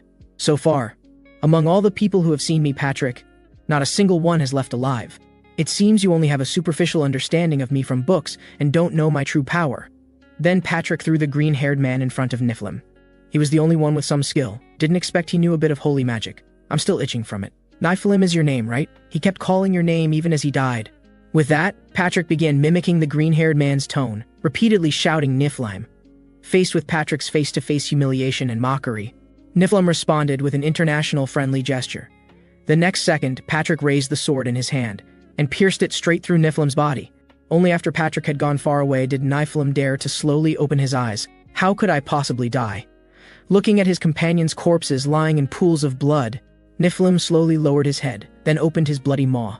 Instantly, the empty room was filled with chewing sounds. What he didn't know was that Patrick had witnessed everything he did. Meanwhile, the Empire's capital, Yas, had become dilapidated under the devastating power of Mel's S-rank magic. Suddenly, an 82-year-old foot kicked through the rubble. At this moment, Swallower's heart was already in turmoil. Mel, explain to me what's going on here. This is magic tremor, a type of super S-rank magic that can cause the Earth to collapse. It's specifically designed to damage human buildings and alter terrain. Much more comfortable now, isn't it? Swallower helplessly said. Couldn't you have made it smaller? But didn't you tell me to act cooler, Mr. Dove? So I used what I thought was the coolest magic. Hearing this, Swallower could only helplessly wave his sleeves. My fault for not explaining clearly. But then his expression grew serious. Countless powerful auras are rapidly approaching this place, including some who could easily defeat Mel. For Mel's safety, Swallower thought of a way to send her away. Do you remember the way to the Central District, Mel? Yes, of course I remember. So you want me to guard that place? Exactly. With such a violent explosion here, humans will definitely rush there. I need you to ensure the safety of the spatial hub device. Once I finish dealing with things here, we can immediately head to Hastings to find Renee. But Mel was confused. You keep mentioning Hastings, but where exactly is this place? Hearing this, Swallower nearly stumbled. You at least know where the primordial core is, right? Hearing this, Mel said confidently, Of course, it's my most admired dungeon. At this point, Swallower directly interrupted her. Hastings is the village closest to the primordial core. Hearing this, Mel immediately lowered her head and said pitifully, Well, I've only read about it in books. It's fine, I know the way. You should hurry to the Central District. Before Mel left, she reminded him with concern. If there are too many enemies, come back immediately. I'll activate the formation at the first opportunity. However, just as Mel was about to leave, urgent footsteps could be heard in the distance. Dense crowds of figures instantly occupied the entire street. They were the Dungeon Assault Team Blue Crane from the Lang family, one of the Empire's 9 great families. The leader shouted sternly, I am Assault Team Captain Capel. Who are you to dare cause such destruction in the Imperial capital? Swallower looked coldly at them. He couldn't understand why humans always like to introduce themselves before fighting. Looking at this group's uniform attire, Swallower guessed they must belong to some leader's command. But none of this mattered, because to him, there was no need to remember these people who were about to die. Whether in the past or future, we have only one designation, and that is mortal enemies. As Swallower casually uttered these 2 words, instantly tremendous magical power surged skyward. Then Swallower's body transformed into terrifying fangs and horrifying eyes. In just an instant, everyone was engulfed in scorching flames, with no survivors. The belated hero Ewins felt the raging fire beneath her feet. Swallower looked coldly at Ewins. Are you also here to die? Of course not. I'm here to stop you, Swallower, because I am the hero Ewins. I didn't ask who you were. Although your spirit is indeed impressive, you alone cannot defeat me." With that, Yuan swung her iron fist fiercely again, her determined gaze rising along with her magical power. "Today will be your burial ground, Swallower." The explosive strike actually pierced through Swallower's human form, and the collision of flesh and blood produced 10 meters of fist energy. But when the mist cleared, Yuan's full-powered strike was easily blocked, not even causing Swallower the slightest harm. Swallower gripped her fist tightly, then pulled her close to his body. "I'm sorry, but I won't be careless like before. The same technique is useless against me." This was Yuan's first time in close contact with Swallower. Intense fear swept through her entire body, and survival instinct urgently drove her body to flee. But the next second, Yuan's was violently thrown to the ground. The tremendous force seemed to crush her internal organs, and blood gushed from the corner of her mouth. But at this moment, Yuan's had only one thought: have I bought enough time? As a hero, I must fulfill my duty. Soon, Yuan's completely lost her fighting ability, but Swallower felt somewhat surprised. No creature has ever been able to maintain consciousness under such force, not even the demon kings of the other 7 great dungeons. Yuan's kept murmuring, "I am the Empire's hero, Yuan's. I cannot fall like this. I will never let you harm any citizen of the Empire." With that, tremendous magical power rose behind Yuan's. At this moment, dazzling light burst from her right hand. This was Hero Yuan's final punch, condensing the remainder of her life force. But just as it was about to touch Swallower, the magical power suddenly dissipated. Although this punch caused no damage, it made Swallower remember this stubborn girl's name. "You are an admirable warrior, Yuan's. I will always remember your name, though I don't know for how long. For a full 1,000 years, this is the first time someone has moved me in battle. I will let you die without pain." Just then, a powerful air blade struck Swallower's nape.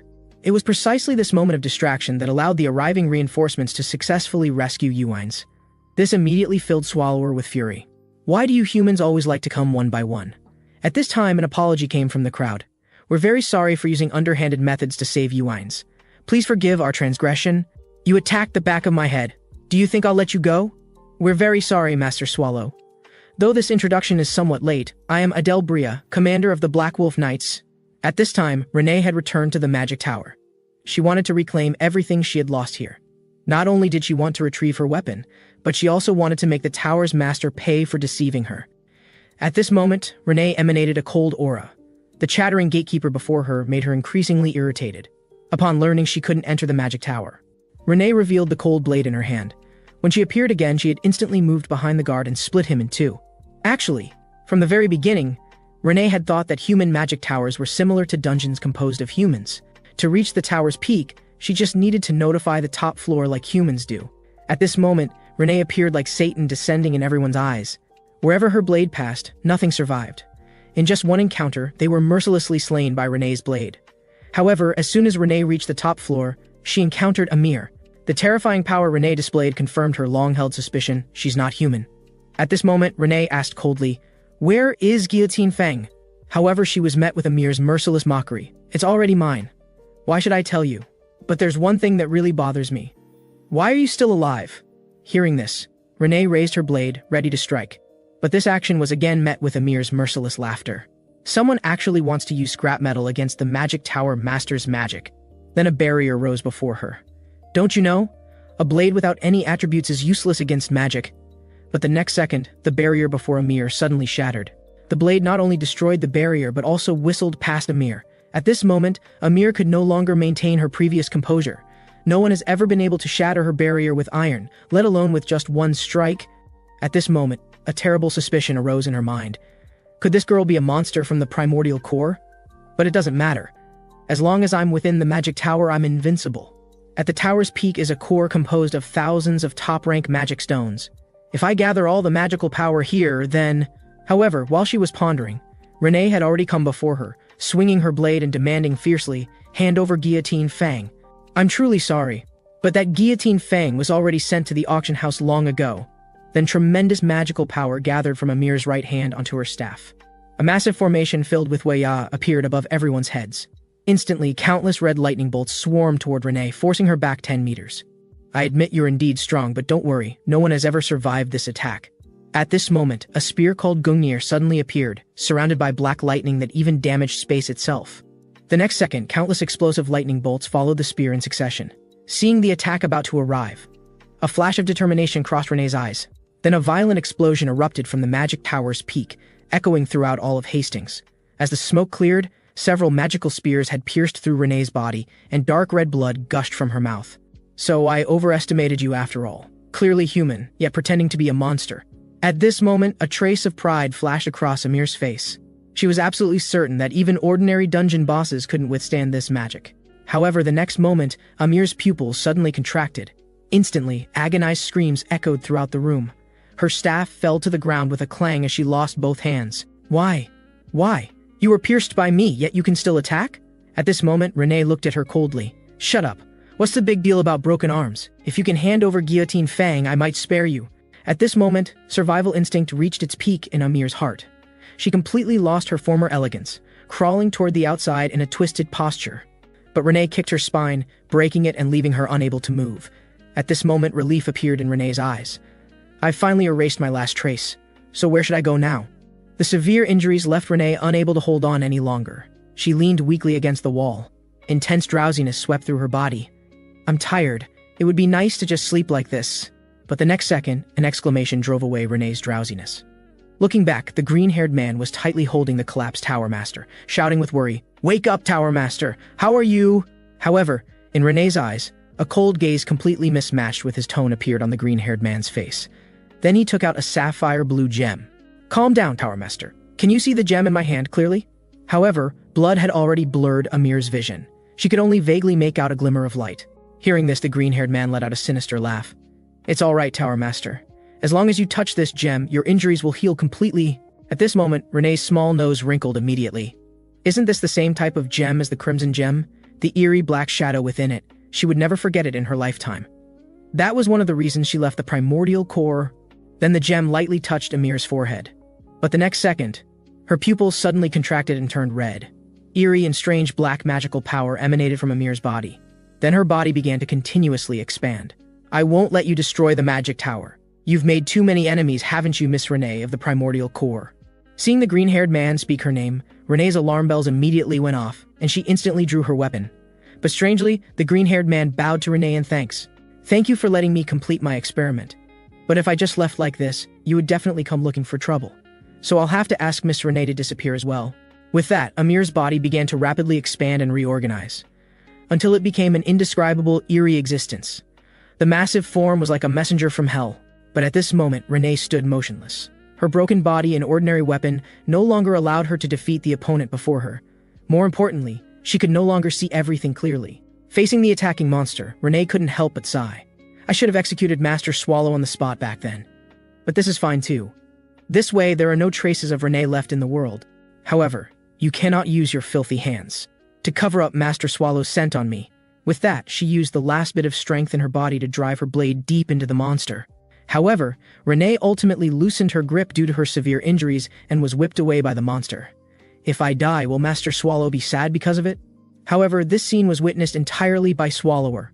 The familiar aura and warm large hands immediately put Renee at ease, just like the scene 80 years ago when Swallower saved me.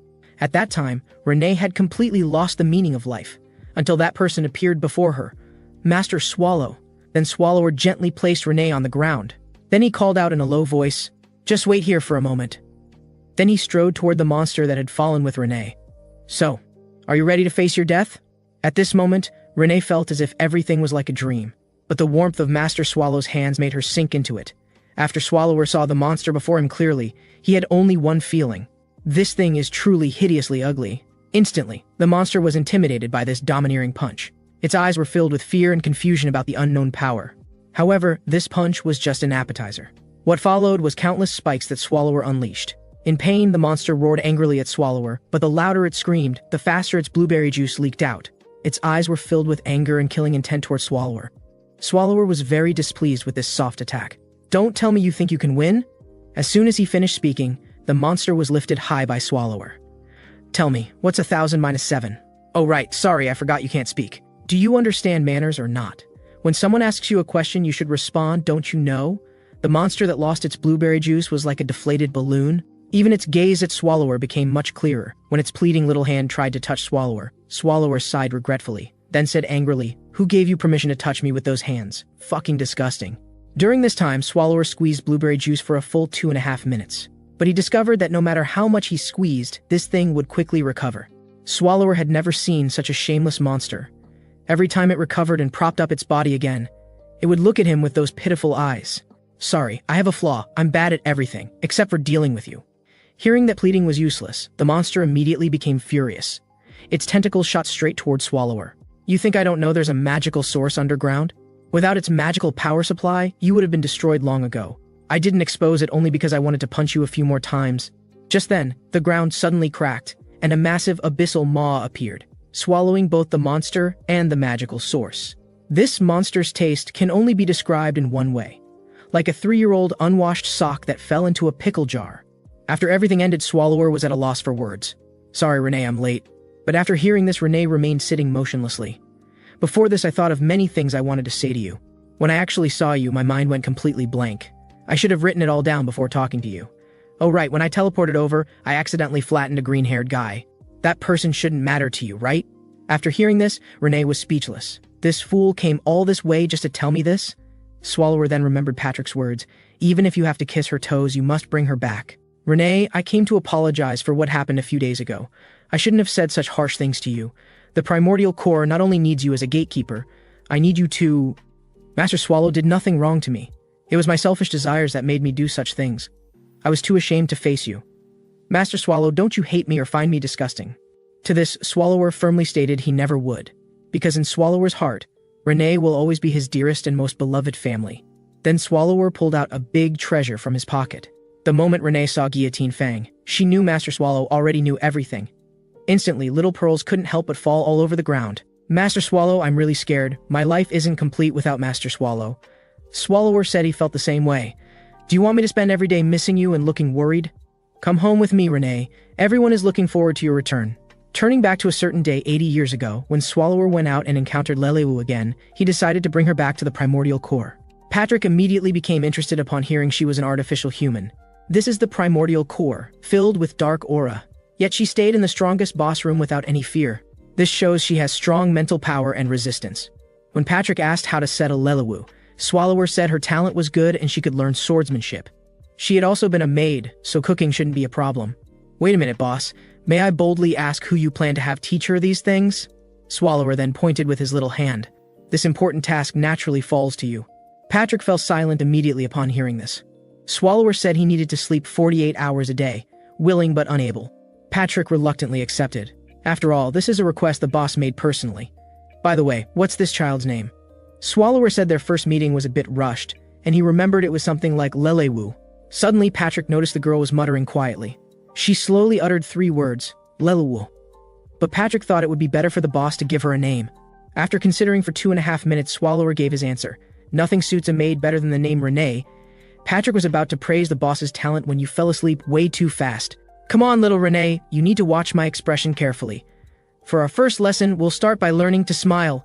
Turning back to the present primordial core, Swallower saw a terrifying sight as soon as he entered. "Were you doing some kind of frenzied dance outside?" The tremors from Hastings reached all the way to the primordial core. "And explain to me what this is all about?" Swallower said it was a long story. Seeing this scene, Patrick couldn't help but wonder, does our boss specifically target Lolis? Most importantly, why didn't Renee come back? After some thought, Swallower revealed the truth. Actually, he had already found Renee in Hastings. Looks like the boss still got rejected by Renee. "It's okay. Don't be sad, boss. As long as she's still alive, that's the best outcome." "You're right. Perhaps we've been constraining Renee's character all along." After hearing this, Patrick felt something was off. "Why are you someone who got dumped, speaking so poetically? You almost moved this old bag of bones to tears." Swallower suddenly had a brilliant idea. "Since Renee won't come back, you can be the maid instead. You'd better think carefully. My resignation letter is ready anytime. Now without Renee, I don't know what to do in the future." Swallower was also helpless about this.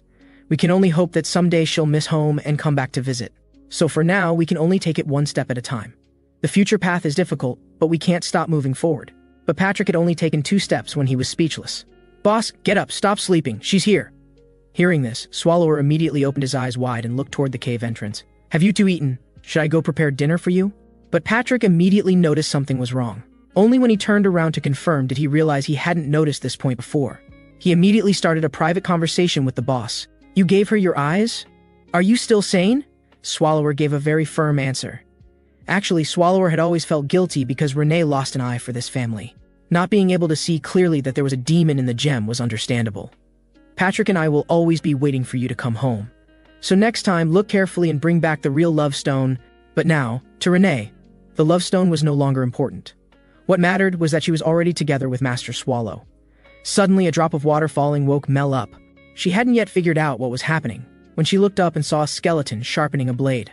"Hello there, little girl. I've been waiting for you to wake up. What's going on? I haven't even gotten married and had children yet. How did I die so young?" "You're mistaken. This is the primordial core, not the underworld." Upon hearing this, Mel immediately became energetic. "Since you're not the Grim Reaper, you must be Patrick." Patrick suddenly stood up and shouted toward the back. "Hurry up and get out of bed, boss. What's wrong now? Can't you let me sleep peacefully? And could you wake me up more gently?" At this moment, Mel's heart was filled with both fear and excitement. Because this is simply too cool. Mel pays respects to the overlord of the primordial core, Master Swallow, who stands above all things. When did my name become so long? Just as Mel was introducing herself, Swallower called out Mel along with her. "Worthy of Master Swallow, you even guessed my name." Actually, it was just that Mel's self-introduction was so captivating that Swallower couldn't forget it even if he tried. At this time, Mel suddenly thought of her teammate Dove. "I remember working with him to deal with the Empire's ants. How did I end up here while he disappeared?" "I am Dove, you fool. What did you just say, Master Swallow?" "I said I am the Dove you mentioned, the one you beat up with hundreds of punches." Hearing this, Mel screamed in terror, unable to even imagine what embarrassing things she had done before. "By the way, boss, about what Mel just said regarding dealing with humans, shouldn't you give me a reasonable explanation? Or should we go to the next room for a private chat? Regarding this matter, I hope you'll let me make a few excuses." Meanwhile, in a corner of the GRA forest, a man was attracted by sounds while gathering herbs. The fallen person was none other than Niflheim, who had escaped from the dungeon. "Someone save me, please." Just as the man approached to check the herbs, Niflheim suddenly attacked, going straight for his neck. "You damn dungeon monsters, just wait. No one can stop me from surviving now. I must get this news back to the palace. I'll make all you monsters suffer a fate worse than death." The man, who was a dungeon king, had fallen to become his subordinate's dog. All of this was due to his previous evil deeds. Just one bite after transforming had devoured half the entire city. Just now, two women were arguing fiercely in the primordial core. What they were fighting over was the opportunity to serve Master Swallow. "I'm the free and independent master of a Demon King castle. Why would I care about your first-come, first-served rules?" After saying this, Mel displayed her impressive strength and determination. "Only someone like me can give Master unexpected warmth. While Renee in this regard is like a cutting board, completely flat. What gives you the right to challenge me?" Hearing this, Renee immediately flared up. In these 80 years, no one has dared to disrespect her like this. Since that's the case, today we'll both determine superiority and life and death. Seeing this, Mel added another blow. "Look at those short legs of yours. You have no strength and can't even reach me." Patrick was also angry but dared not speak. "Patrick, their arguing is keeping me from sleeping." This statement directly amused the little skeleton. "Don't you think about who's been flirting around causing this unrest? Looks like you haven't read the newspaper I brought today at all. There are several very useful pieces of information in it. To defend against the invasion of monsters from Hastings, Yaz has begun large-scale troop mobilization from various regions. Most importantly, the original Lord of Hastings has committed suicide, so Hastings may now be completely paralyzed." Patrick had scoured 2.5 weeks' worth of newspapers and found only 3 pieces of information about Hastings. "Boss, do you know what this means?" "This means there are only these 3 pieces of information about Hastings." Instantly, the little skeleton released terrifying killing intent. "Don't forget my resignation letter is ready under my hip bone." "Big brother, calm down, I was wrong. I'll definitely speak properly. Why don't you just tell me the conclusion directly? I'm growing and need sleep." The little skeleton said Hastings might have cut off outside communication. "Boss, do you remember how severely you destroyed it back then?" The Swallower thought for a moment. "Not much." Patrick immediately understood the weight of this little bit. Such severe destruction without any information getting out was very suspicious. The primordial core usually desperately needed information from Hastings, because monitoring Hastings would reveal the scale of incoming adventuring parties. So the urgent priority was to rush to Hastings to understand the current situation. Who knows what might happen if they delayed. "Then you go there and back quickly. I'll wait at home for your good news. Please, I beg you, by yourself. Definitely don't call me along." Seeing Patrick walk away without looking back, the Swallower only felt incredible. Could this guy actually be starting to show consideration for his boss? Whatever, never mind him. This way I can sleep peacefully for a while longer. A wonderful day should naturally start with sleeping. "You seem a bit uneasy about me going alone. In that case, I think it's better to have one more person." As soon as he finished speaking, the Swallower was dragged away by the skeleton. At this moment, his feelings were written all over his face. If Mel followed along, Her magic would definitely blast that village to smithereens on forget it. Master Swallow, can I accompany you? Compared to Mel's magic, the Swallower felt a chill down his spine just thinking about his presence. Thinking about it this way, only Patrick and I going would be reliable. My dear boss, please come with me. There's been a lot going on lately and I can't handle it all by myself. At this moment, the Swallower had fallen into the little skeleton's trap. Any struggle seemed pale and powerless. Suddenly, the Swallower thought of a decisive factor. Patrick, I really want to go with you, but unfortunately the bracelet from last time is already broken. So I can't use transformation magic anymore. What should I do? The boss is right. Without the bracelet, we really can't go. Right. You should know my heart is extremely sad right now, like the pain of parting from a beloved. But the next moment, suddenly transforming into human form, the Swallower said, Patrick, you really won't die well. Even if I go to the underworld, I'll drag you along. Very regrettably, boss, even though you're cursing me so hard, I'm already dead. And also, you said it yourself, because you don't have the Demura bracelet you can't go. So conversely, having one means you can go with me. You didn't expect me to have a spare you. Afterwards, the two arrived at the outskirts of Hastings, and what they needed to do now was quickly gather relevant information to know how long it takes for a human village to recover. First is to see how many people's traces are in the marketplace. The Swallower said there's not a single person, otherwise let's go back. Second is to see how much cooking smoke rises from the houses. The Swallower said it's past mealtime, so let's go back. Third is to check how many mercenaries and adventurers are in the commission office. Fourth and most important are the taverns and inns. That's where all the information is. And damn it, where did this guy go? Seeing the Swallower become so enthusiastic upon hearing about the inn, Patrick's blood pressure spiked and his skull cracked. Don't worry, little brother, I know this route very well. The moment they pushed the door open, they felt this city was truly doomed. Forget about people, they couldn't even see a single rat. However, the worst situation was far from just this. As they say, in life you want to see the person, in death you want to see the corpse. But now, they couldn't see a single body. At this time, in a wasteland on the outskirts of Hastings, here were buried all the corpses transported from within Hastings. However, at this very moment they were given new souls. Teams of zombies answered the call and instantly rose from the ground. From today, I am your new master. The next target beyond Hastings is the heart of the Empire. Because of the Black Disaster's appearance, the Empire is now very weak. And now is our heaven-sent opportunity to break through Yaz. At this time, the two in the inn were still investigating information here, completely unaware of the long-haired skeleton's actions. Suddenly, a sound from the attic caught Patrick's attention. I'm the owner of this inn. May I ask what brings you two here? Obviously, the inn owner was also very clear that anyone visiting during this special period would definitely not be friendly. To dispel the inn owner's doubts, Patrick indicated he was from the Black Dog Adventure Group. Coming here was only to investigate the situation of the incident, hoping the owner could solve the accommodation problem. Hearing they were guests, the owner still reluctantly refused. Due to the Black Disaster's appearance, food in the city had long been cleared out. Under these circumstances, most people still focused on taking refuge, trying to avoid too much contact with outsiders. Patrick immediately understood the owner's meaning, then threw out something signaling the owner to accept it. How about it? Can you prepare rooms now? Upstairs, please, my most noble adventurer, sir. I've prepared the luxury suite 888 for you. Just then the inn owner noticed something was wrong, immediately asking what person was behind the adventurer, sir. You mean this? He's just my slave, because he helped me a lot. I give him corresponding treatment. Hey, what do you mean by that? Shut your mouth, I'll talk to you later, so this slave will stay in the room as me. Just entering, the Swallower felt very surprised. This was much better than the inn he'd stayed at in Yaz before. Speaking of which, why did you call me a slave just now? You better give me a reasonable explanation. Patrick secretly stuffed his treasure into the drawer, then questioned the Swallower about his clothes. Dressed like this.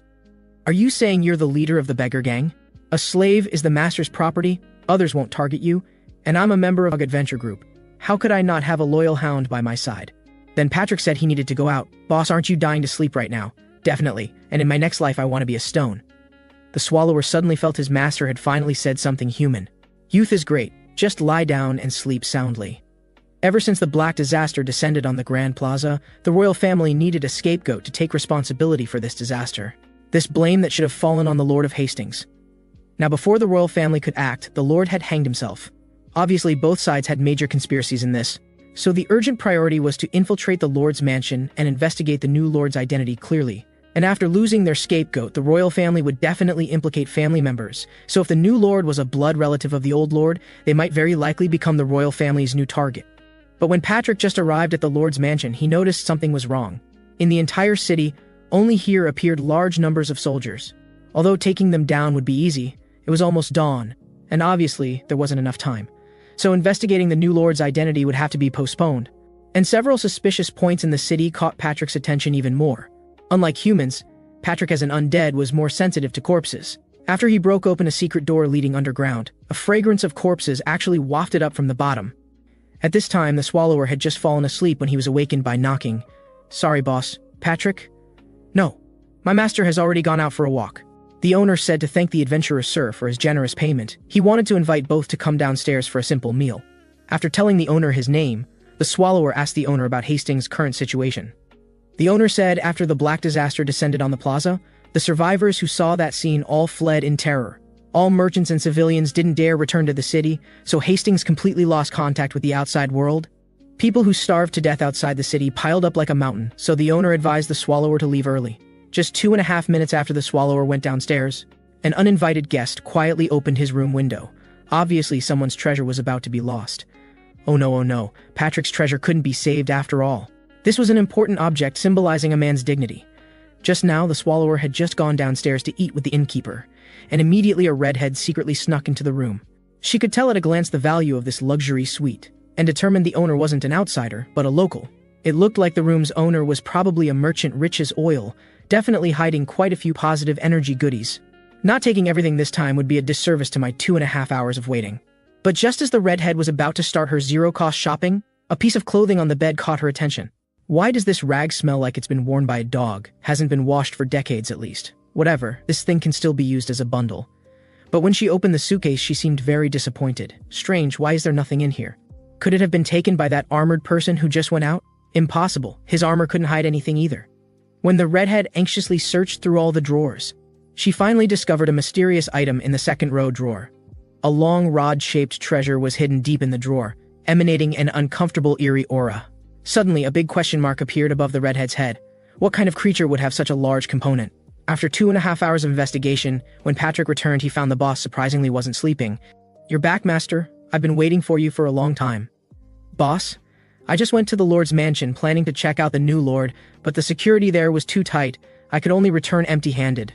Compared to what happened outside, Patrick was more concerned about why the boss still wasn't sleeping. Why else? That innkeeper has taken a liking to you and wants to make friends. He told me about things that happened in Hastings during this time. The Swallower's words nearly dropped Patrick's jaw. Is the boss sick, actually actively participating in investigation? Do you know how many years I've waited for this moment? This is even more rare and precious than lottery balls rolling out 5 5s. Also, boss, when you sleep, you'd better not open the window. During this special period, there might be thieves climbing in. The Swallower was stunned for 2.5 seconds after hearing this. What are you talking about? I didn't open the window. Ha ha ha, boss, don't joke with me like this. If not you, then was it blown by wind? I don't know either. Maybe it really was wind or a thief. Oh no, the clothes Renee personally made for me are gone. My cigarettes are gone. Boss, did you see what I put in the drawer, that big treasure? The Swallower looked confused. What could be lost that would scare Patrick like this? Boss, this is a bit hard to say. After all, that thing is the biggest component on my body. At this time on the other side, a woman was running frantically down the street. After running 3 blocks, they shouldn't be able to find me now, right? Just then, a heavy voice called out to Rosa. It's so late and you're still running outside alone. Did you forget what I told you? Food is already scarce. If you sneak out like this, what will everyone think? Tote, listen to my explanation. This time I went out for everyone's livelihood. Wasting energy can also count as for everyone? Am I here to listen to your jokes in the middle of the night? Suddenly shouting from the distance interrupted their argument. You two wake up earlier than chickens. As a thief not afraid to act at night, your courage is quite big. But leaving without saying anything and running out, that's your fault. Before doing things, you should think about whether it will cause trouble for others. You know the current situation. This place is different from your previous warm home. I understand, Captain. I'll pay attention in the future. Then Rosa poured the stolen treasure onto the ground. Hearing it was taken from the inn, the captain's face immediately changed drastically. Looking at them staying in the inn's best room, and hiding this thing so deep, I think its value must be very expensive. But after hearing Rosa's words, the captain's brow furrowed even more. This thing isn't some high-value item at all, but a human rib bone. Tote immediately said, Damn, so you're from the mountain-moving sect. The captain immediately denied Tote's statement, because if she were from the mountain-moving sect, she couldn't possibly look so proud. This rib bone was very likely collected by someone for spells. Some people in this world even treat such things as collectibles. What the captain cared about most at this time was how tall the owner of this rib bone must have been. If it was being used for necromancy or black magic, then the current situation would become very dangerous. Also, this clothing, though it looks like something a beggar would wear on the surface, it uses a very expensive fabric. Just as the captain shook the clothing, an unexpected crisp sound came from the pocket. These gold coins together would be enough to buy a house in Yaz. You two idiots, now is not the time to be happy. We have a big problem now. Connecting all this information leads to only one conclusion. The owner of these things is very dangerous. At this time, they're still coming to the collapsed Hastings, obviously not for any simple purpose. What we feared has really come. Just as the captain finished speaking, urgent footsteps came from behind. Good morning, thieves who've been practicing for 2.5 years. Since you know we're not to be messed with, you should know what to do without me saying more. Damn, how did these two guys find us? The swallower looked and saw the clothes were still in his hands. Finally breathed a sigh of relief. If the clothes couldn't be found and Renee knew about this, something even more terrible might happen to Hastings. Her anger would definitely implicate me.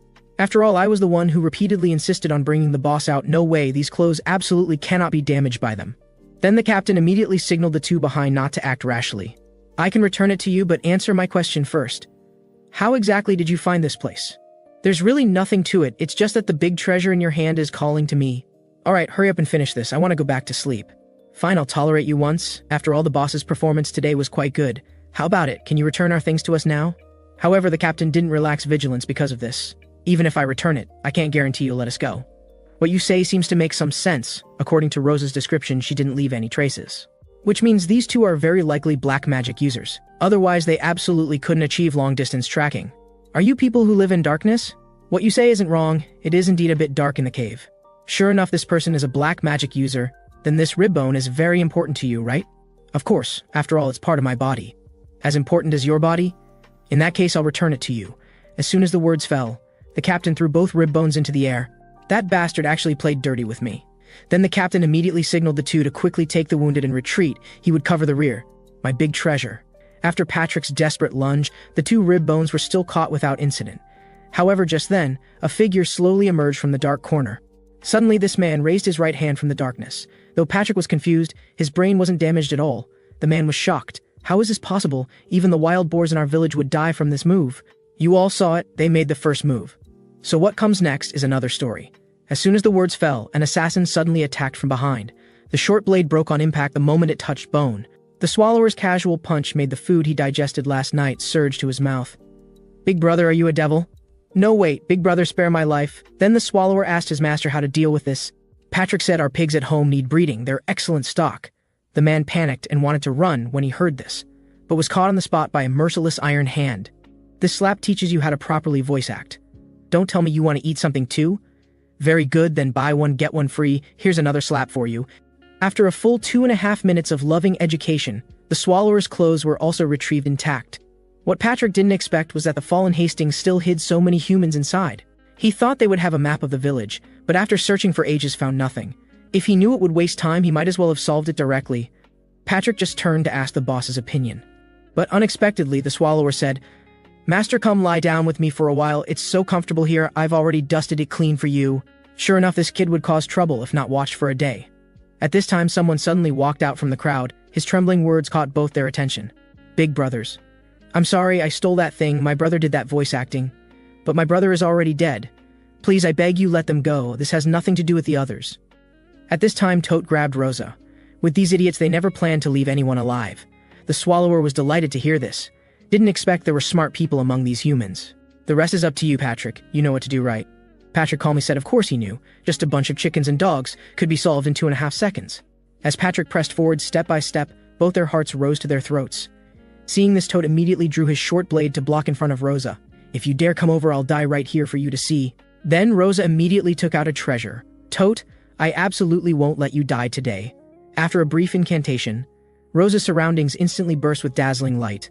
Seeing this, Patrick's mighty frame couldn't help but tremble. Before Rosa could finish her spell, Patrick flashed to her front at extreme speed, lifting her up and immediately asking Rosa, where exactly did you get this thing? Even if Rosa didn't say, Patrick was very clear. This was a chicken, and this chicken-shaped treasure contained magic power for surveillance. Even Patrick found it hard to imagine that in this civilian area there would be someone who could use surveillance magic. Soon he realized there was something very suspicious about this. With another flash, he came before the swallower. Boss, the civilians of Hastings seem to be monitored by someone. Though that girl awakened the chicken's function, that treasure can only activate under specific conditions. So we must first confirm the activation conditions to follow the trail and find what conspiracy the person behind this has. The Swallower was also quite curious after hearing this. Hastings wasn't a city famous for magic, yet had so many strange magical treasures. Then the little skeleton said they should use a gentle strategy with the humans, hoping the boss could cooperate and help. The Swallower was confused when he heard this. These humans are already so terrified, how can you still be gentle? Patrick tapped the steel door on his head to tell the boss that smart intelligence had taken the high ground. Patrick told everyone he was here under Imperial orders, and one of the commands was to leave no traces. So we're not attacking you because you stole things. Both were confused after hearing this. Are you sent by the royal family? That's right. We are the royal family's direct secret organization, Shadow Adventurers of the House of Runo. You can be completely at ease about this. We won't harm you. At this time, curious people asked why the adventurer sir would come to Hastings. Patrick very positively told everyone that saving Hastings was their organization's unshirkable responsibility, and his choosing to disobey Imperial orders by not killing everyone required everyone to provide all information related to Hastings. Only by quickly understanding the situation and finding the cause can we provide help and supplies to Hastings. I'll give you some time to consider. Whether to restore Hastings' former peace is entirely up to you.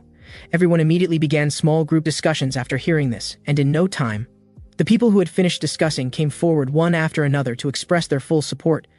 Then Patrick told the Swallower he had convinced the humans. They're like people who can't swim falling into water. They'll try to grab onto anything they see. The Swallower said that makes sense, so can we go back now? Patrick immediately gave a negative response. Though I'm grateful for Patrick's hard work, I somehow feel things became more troublesome because of him. Sure enough, he's my greatest enemy to sleep. Hearing the boss's sarcastic words, the little skeleton immediately retorted, What do you mean, looking for a beating again? No, master, I mean that enemy hiding behind the scenes. From the current situation, boss, you also need to get up and work. The Swallower's unhappy hearing this.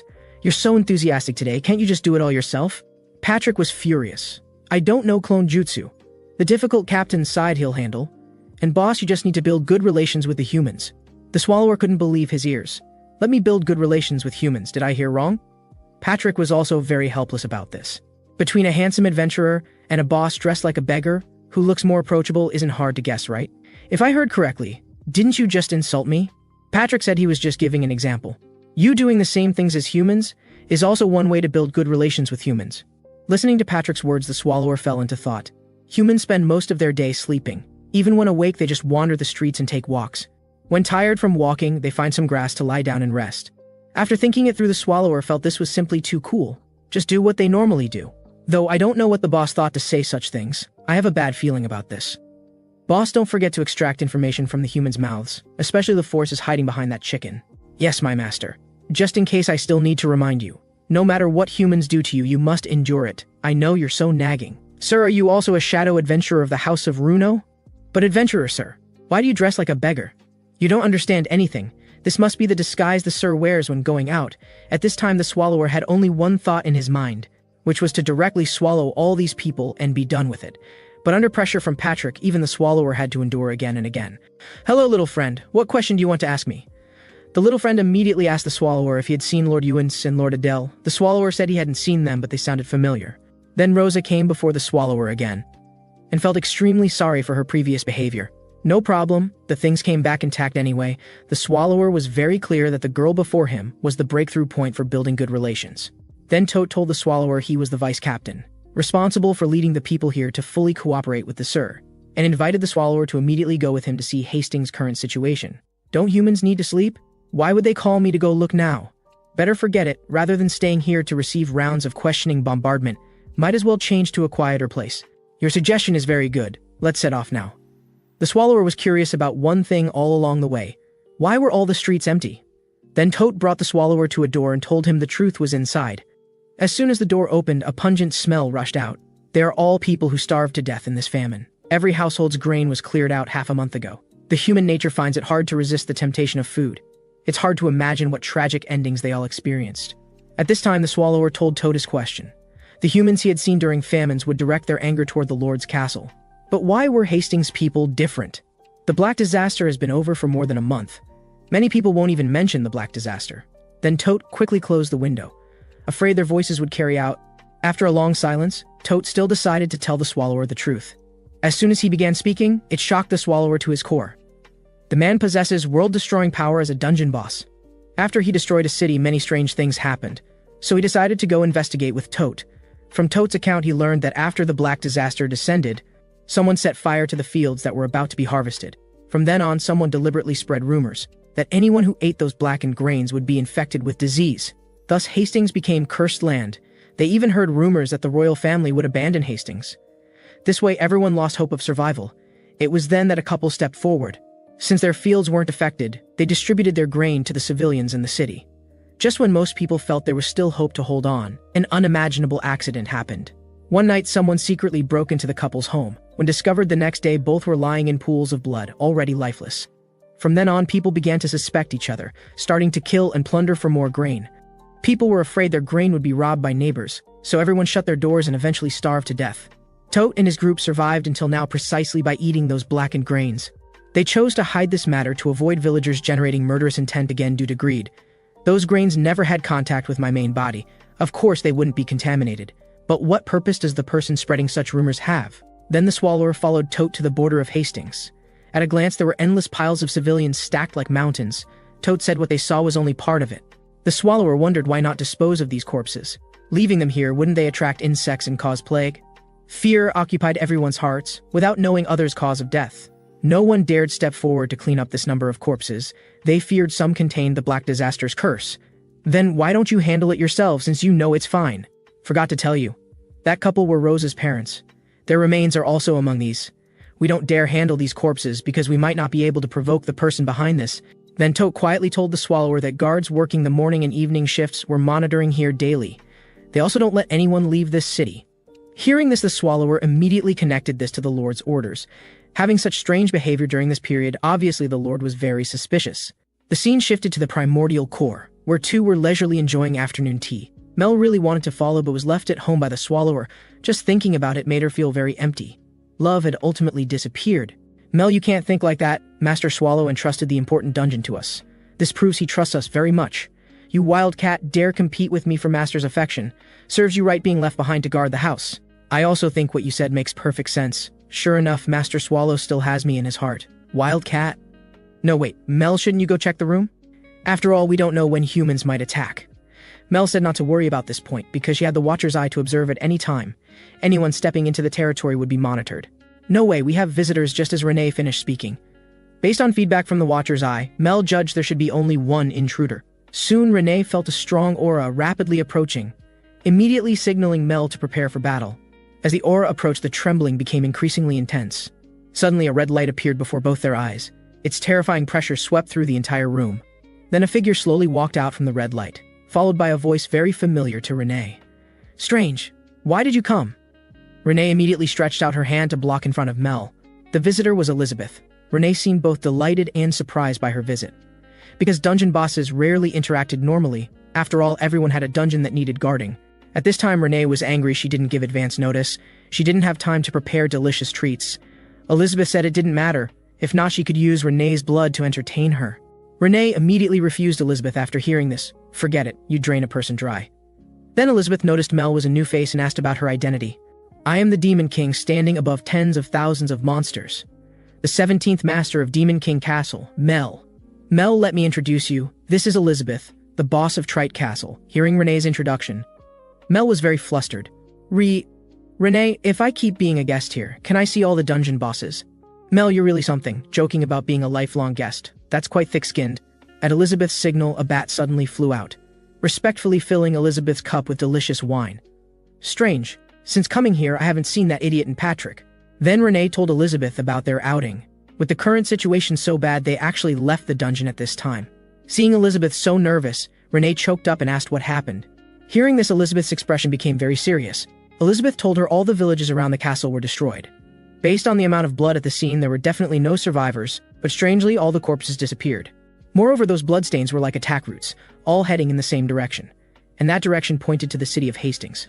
Mel immediately thought of undead creatures. Elizabeth acknowledged Mel's guess. Now only that fits all these factors. Most of these undead creatures are mindless with no thinking ability. Those with intelligence usually add prefixes to their names, using modifiers like ancient to indicate high-level species. The Royal Legion's actions have high consistency, indicating someone is definitely controlling them from behind. Based on Elizabeth's speculation, she reached a conclusion. There's only one high-level type that can mass control corpses. That is Orpheus, known as the King of the Undead. Orpheus sounds so familiar. Does he use guns? You kid play too many games. Then Elizabeth asked if there were messenger minions to quickly get this news to that idiot. Renee said the minions all guard rooms and never went out. They couldn't find the master's location at all. Even so, I still believe the master can handle it easily. This whole family seems like idiots. Without Patrick, this family would fall apart sooner or later. At this time, an excited little hand could no longer restrain itself. Since none of you have a solution, isn't this the perfect opportunity for me to make my debut? Turning to the outskirts of Hastings Lord's castle, Patrick was now going to find the Lord for answers. To know what conspiracy the Lord was plotting required using some high-level intelligence, so Patrick stole harpy eggs, their pack animals, and would definitely come looking. The little skeleton was immediately impressed by his own plan. Don't know how my brain grew to be so smart. But our great genius couldn't stay happy for even 2.5 seconds. He was shocked by the dense figures in the distance. He thought only 3 to 5 opponents would come for a small skirmish. But what came was hundreds in full military assault. Why are you two looking at me so nervously? I'm not going to eat you.